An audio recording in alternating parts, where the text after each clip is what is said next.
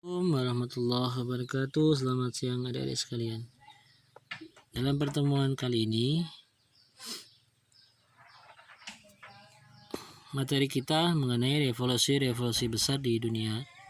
Sebelumnya kita pernah bahas ya, revolusi-revolusi besar di dunia itu ada revolusi Amerika, ada revolusi Prancis, ada revolusi Rusia, ada revolusi China. Nah, kali ini kita akan membahas mengenai revolusi yang terjadi di Indonesia.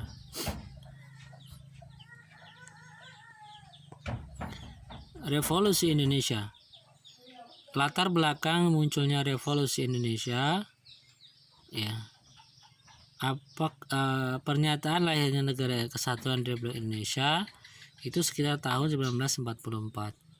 Jadi kedudukan Jepang dalam Perang Pasifik sangat terdesak dalam kondisi yang sudah terdesak ya. Jepang mengulangi kembali janjinya memberikan kemerdekaan kepada bangsa Indonesia. Pada Maret 1945 Jepang mengumumkan berdirinya Badan Penyelidik Usaha Persiapan Kemerdekaan Indonesia BPUPKI dengan diketuai oleh Raziman Wijayadiningrat. Tujuan dibentuknya BPUPKI adalah untuk menyelidiki berbagai persiapan pembentukan negara merdeka, yaitu Indonesia Merdeka. Pada tanggal 6 Agustus 1945, bom atom pertama kali dijatuhkan di kota Hiroshima dan menewaskan sedikitnya 78.000 orang. Innalillahi wa inna ilaihi raji'un ya. Innalillahi wa inna ilaihi raji'un. Ini merupakan korban yang sangat besar pada masa Perang Dunia Kedua. Nah, pada tanggal 7 Agustus 1945 akhirnya diumumkan keanggotaan dari Panitia Persiapan Kemerdekaan Indonesia PPKI pada 11 Agustus 1945. Nah, itu merupakan latar belakang munculnya revolusi Indonesia ya, ditandai dengan Jepang, kekalahan Jepang dengan dibomnya Hiroshima oleh Nagasaki oleh tentara Amerika. Kemudian terjadi kekosongan, akhirnya para pemuda dan tokoh-tokoh nasional itu mendesak agar Insinyur Soekarno dan Muhatta segera memproklamasikan kemerdekaan Indonesia yang kemudian dilakukan pada 17 Agustus 1945. Bagaimana jalannya revolusi di Indonesia? Pertama, adanya revolusi fisik. Ya, revolusi fisik itu ya perang kita, secara head to head. Ya, perang lawan senjata. Ya, latar belakang munculnya pertempuran ini di medan area dimulai ketika kedatangan pasukan sekutu dengan tim Recovery of Allied Prisoner of War atau RAPW ya, yang bertugas membebaskan para tawanan perang di berbagai daerah Sumatera Utara. Tetapi pasukan sekutu dan tersebut, kekacauan bangsa Indonesia bertambah ketika penghuni hotel di Jalan Bali Medan menginjak-injak lencana merah putih milik pemuda Indonesia. Pada 10 November 1945, pasukan Inggris dan Nika menyerang kota Medan sehingga menimbulkan banyak korban. Kemudian tragedi pertempuran di Ambarawa. Ambarawa itu di Semarang ya, di Jawa Tengah. Jadi pada tanggal 20 Oktober 1945, tentara sekutu di bawah pimpinan Brigadir Betnol mendarat di Semarang dengan maksud mengurus tawanan perang dan tentara Jepang yang berada di penjara Ambarawa dan Magelang. Kehadiran Kolonel Sudirman memberikan nafas baru kepada pasukan RI. Pertempuran Ambarawa berlangsung sengit.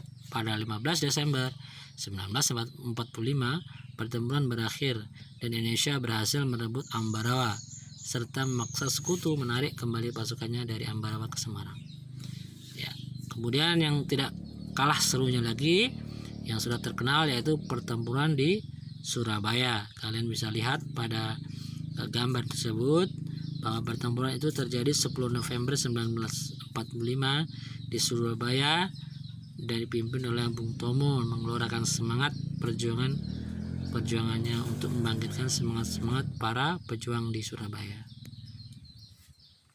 Kemudian ada peristiwa perang vital juga, perang fisik di Manado.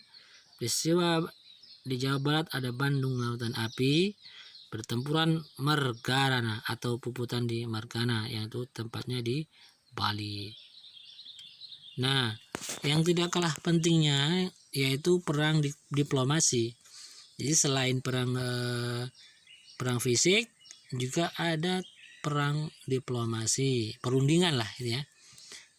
Adanya pelindungan Linggarjati. Kalian mesti tahu bahwa perjanjian Linggarjati itu berlangsung di Jawa Barat, Kuningan pada 10 November 1946. Perjanjian Linggarjati itu ditandatangani pada 25 Maret 1945 dalam sebuah upacara kenegaraan yang diselenggarakan di Istana Rijswijk atau Istana Negara. Sisi positif perjanjian ini mengakui secara de facto wilayah Indonesia yang meliputi Sumatera, Jawa, Madura. Namun sisi negatifnya, pengakuan de facto tidak sesuai dengan luas wilayah Hindia Belanda yang seharusnya meliputi wilayah dari Sabang hingga Merauke. Akhirnya perundingan Linggarjati itu memperkecil wilayah Indonesia lah gitu ya. Kemudian ada konferensi internasional. Konferensi internasional Indonesia ini berlangsung 2 tahap. Tahap pertama pada 19 sampai 22 Juli 1949 di Kaliurang, Yogyakarta, dipimpin oleh Mohatta. Tahap kedua pada 31 Juli sampai 3 Agustus 1945 di Jakarta, dipimpin oleh Sultan Hamid. Pembicaraan dalam konferensi internasional tentang masalah pembentukan negara Indonesia Serikat atau RIS.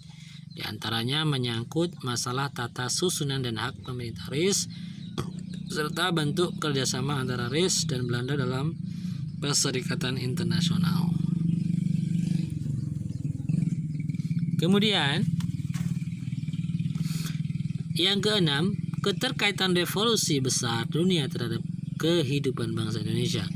Revolusi Amerika telah menyadarkan bangsa Indonesia bahwa semua bangsa di dunia memiliki hak untuk menentukan nasibnya sendiri tanpa harus memandang warna kulit, asal keturunan, dan perbedaan keyakinan, serta dilandasi sikap anti-kolonialisme dan anti-imperialisme.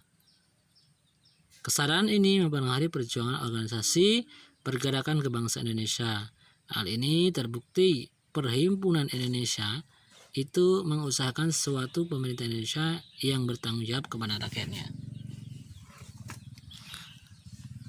Ya, kita masih ingat bahwa revolusi Amerika yang telah berhasil menginspirasi para pendiri bangsa dalam penyusunan Undang-Undang Dasar 1945 yang mencerminkan semangat dari nilai-nilai perjuangan oleh revolusi Amerika.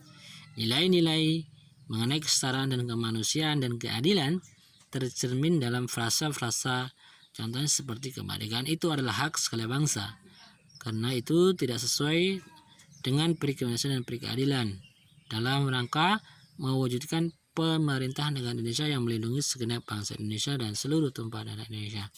Ini inspirasi pada masa revolusi Amerika yang menginspirasi para tokoh yang ada di Indonesia.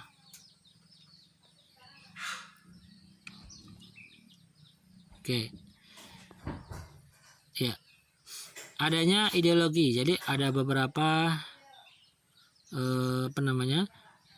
kalian waktu itu sudah kita bahas ya, adanya revolusi Rusia juga memberikan pengaruh dalam penjabaran ideologi komunis dalam pergerakan nasional Indonesia. Adanya Partai Komunis Hindia Belanda didirikan pada tahun 1949 dan Henk Sneuvelt ya, dengan nama Indit Sosial Demokratis atau Partai Komunis Indonesia.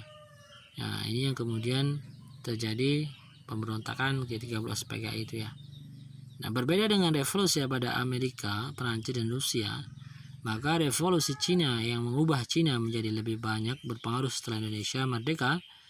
Setelah revolusi China berjalan stabil, terjadilah modernisasi di sekeliling Lenik hingga sekarang menjelma menjadi negara dengan kekuatan ekonomi macan Asia. Sekarang mampu memproduksi hampir semua jenis benda bisa diproduksi oleh China. Ya, China ini ideologinya adalah ideologi komunis ya, atau ideologi kapital. Dengan ideologi komunis kapital, reformasi ekonomi dilakukan oleh Deng Xiaoping sebagai bentuk adaptasi terhadap perubahan dan laju dunia. Dalam bidang politik, China menggunakan ideologi komunis, sedangkan dalam hal ekonomi sangat kapitalis. Ya, bagaimana yang bisa kita ambil? Ya, kita tentu falsafah dalam bangsa Indonesia sudah jelas ya, yaitu menjalankan dasar negara adalah Pancasila dan Undang-Undang Dasar 1945. Yang terakhir buat penugasan, ya, buatlah bagian mengenai kaitannya revolusi besar dunia seperti revolusi Amerika, revolusi Prancis, revolusi Rusia, itu berkaitan dengan kemerdekaan Indonesia ditinjau dari sistem pemerintahan sosial, ekonomi, dan budaya. Ya, coba kalian menyajikan hasil penalaan kaitan antara revolusi besar terhadap kehidupan masyarakat Indonesia saat ini ditinjau dari sistem pemerintahan tadi ya. Kalian buat roadmapnya atau mapnya bisa. Mungkin itu yang bisa saya sampaikan. Terima kasih atas kesempatannya. Assalamualaikum warahmatullahi wabarakatuh.